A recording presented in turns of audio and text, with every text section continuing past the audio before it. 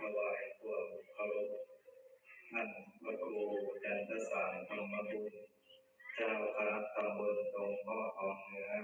เจ้าอาวาสวัดศรีสากราบถวายความเคารพเจ้าอธิการบุญมาทันตาจิโตเจ้าคณะตำบลบ่อแก้วตลอดถึงพระเถรานุเถระพระมหาเถระทุกรูปด้วยความเคารพอย่างสูงยิ่งขอเจริญพรญาติโยมท่านสาธุชนทุกคนทุกท่านที่ได้มาร่วมฟังสวดพระอภิธรรมในค่ำคืนนี้กับผมอาตมาภาพ ทวชัยสุภากาโลเจ้าอาวาสวัดเจ้าคณะตำบลหนองกวาง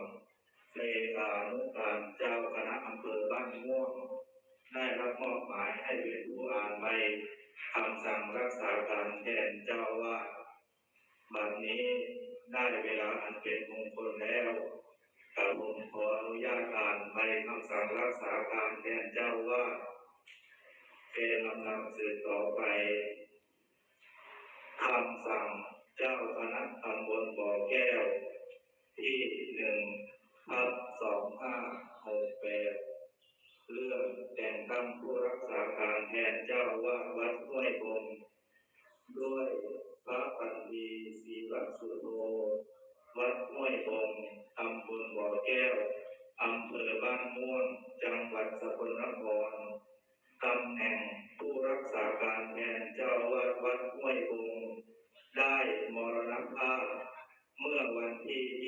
25เดือนมิถุนายนพ.ศ. 2568เพื่อมิให้งานในหน้าที่เจ้าอาวาสต้องสรุปหยุดลงอาศัยอำนาจตามความในข้อ 4แห่งกฎมหาเถรสมาคมฉบับที่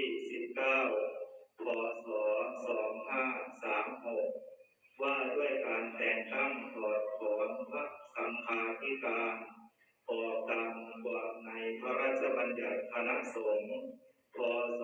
2505แก้ไขเพิ่มเติมโดยพระราชบัญญัติคณะสงฆ์ฉบับที่ 2 พ.ศ. 2535จึงแต่งตั้งให้พระอนุพงษ์ฉายาจิตตคุณโนอายุ 25 ปีวิทยาฐานะ ปวส วัดห้วยบงตำบลบ่อแก้วอำเภอบ้านม่วงจังหวัดสกลนครเป็นผู้รักษาการแทนเจ้าอาวาสวัดห้วยบงตำบลบ่อแก้วอำเภอบ้านม่วงจังหวัดสกลนครทั้งตั้งแต่บัดนี้เป็นต้นไปสั่งนับวันที่ 28 เดือนมิถุนายน พุทธศักราช 2568 เจ้าอธิการบุญมาทันตจิตโต เจ้าคณะตำบลบ่อแก้ว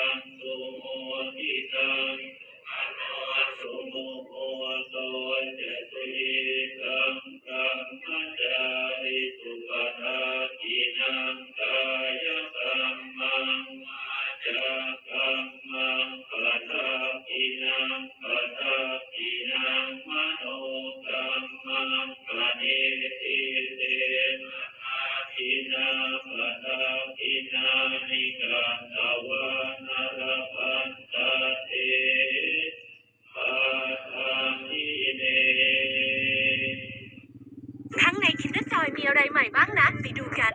มาแต่มันยังมีตัวอยู่เอาการทำการทำเรื่องโมดาวัดนาตัว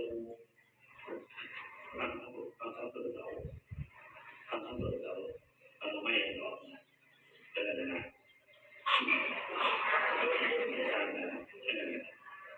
อันนี้วันนั้นที่เราที่เอาพอดีที่วัน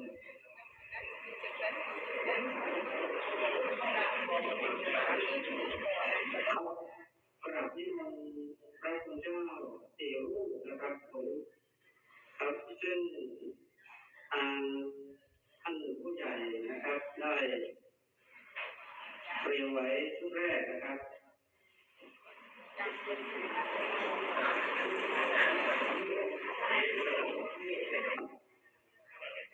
ครับกำหนดสวดพระพิธรรมชุดแรกนะครับกราบนิมนต์พระครูอรุณธรรมาภรณ์ครับเจ้าคณะตำบลโนนสะอาดรูปแรกกราบนิมนต์ครับ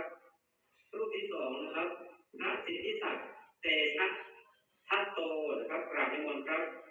รูปที่สามพระประจักษ์อิตยาโตเลขาเจ้าคณะตำบลดงมะทองนะครับรูปที่สี่นะครับกราบนิมนต์พระประพจน์จันทูระโมนะครับกราบนิมนต์นะครับครับหลังจากครับสี่รูปนะครับที่ท่านผู้ใหญ่ได้กราบนิมนต์ไว้แล้วนะครับก็จะเป็นการประกอบพิธีทางศาสนานะครับก็ลำดับนี้นะครับก็ขอเรียนเชิญนะครับขอเรียนเชิญคุณกุญจนาถนะครับสารวัตรนะครับศรีนวันนะครับขออนุญาตนะครับจุดทูปเทียนบูชาพระรัตนตรัยนะครับประธานในพิธีวันนี้นะครับประธานจ้าก็เมื่อวานได้ข่าวเรื่องพระนุเนาะครับค่ะแล้วก็ทางชาวบ้านที่เป็นคณะกรรมการเนาะครับเป็นที่มาที่ไปรักษาการเจ้าอาวาสแทนหลวงปู่ฤทธิ์ครับอ๋อรักษาการเอาคู่กันมาตั้งเมื่อวานเนี่ยครับเจ้าคณะอำเภอตำบลเดินมาอ๋อเจ้าคณะเป็นที่มาที่ไปทำไมพระอาจารย์ถึงตั้งพระนุขึ้นเพราะว่าเพื่อนเป็นพระอ้วนนะความมุ่งเรียนจะเรียนผู้อาวุโสผู้บวชยังไม่ได้พรรษาแต่ว่าบวชนานกว่าที่พระลูกวัดเตี้ยอยู่กับพระลูกนะครับซึ่งมาบวชได้ยังไม่ถึงเดือน2 องค์ 3 องค์ครับอ๋อเจอคนกษัตริย์คนนึงโอเคถึงไม่ได้นะครับอันนี้ไม่ถึงแล้วจะอาสาดูละคนอยู่ได้กษาดูนำแม่พระก็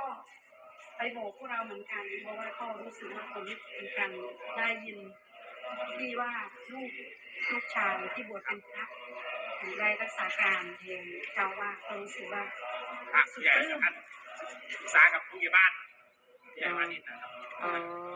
ท่านเป็นต่อเลยครับจ้าไม่เนาะเป็นเรื่องที่น่ายินดีเรื่องที่น่ายินดีก็ดีใจดีของท่านแล้วครับได้เกี่ยวบ้านสร้าง